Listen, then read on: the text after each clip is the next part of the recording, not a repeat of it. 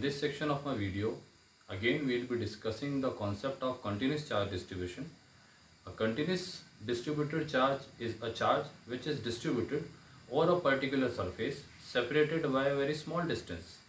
In the previous section, we have observed two kinds of charge distribution: linear charge distribution and surface charge distribution. In this video, we will be going through the concept of volume charge distribution. Now, what is volume charge distribution? Whenever a charge is distributed over a sphere or over the entire volume, that is a cube, it refers to a volume charge distribution. Now, let us observe how the expression of volume charge distribution is different as that of surface or a linear charge. As I have just said, that volume charge distribution refers to a charge which is distributed uniformly over the entire volume, that is a cube. Consider a volume distributed charge over the entire volume. As the charge is positive, hence the direction of field will always be outwards. Consider a small element having a volume dq, so definitely the charge over this volume will be dq. Consider a point P where a test charge is placed, where you have to calculate net force due to this volume charge distribution.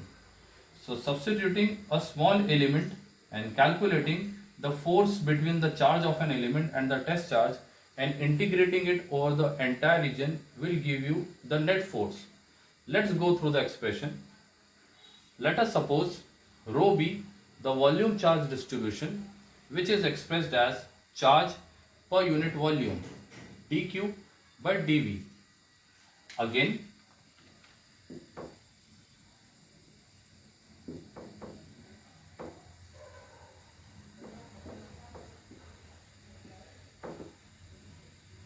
by Coulomb law,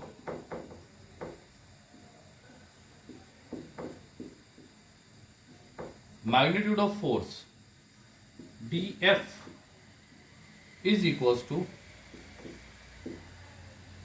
1 upon 4 pi epsilon 0 q naught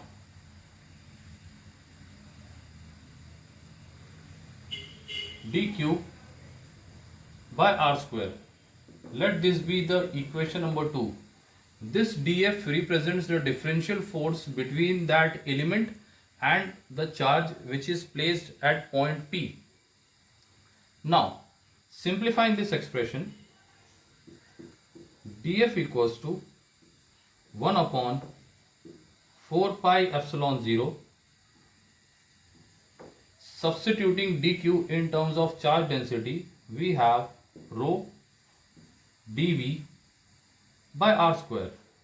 Therefore, again,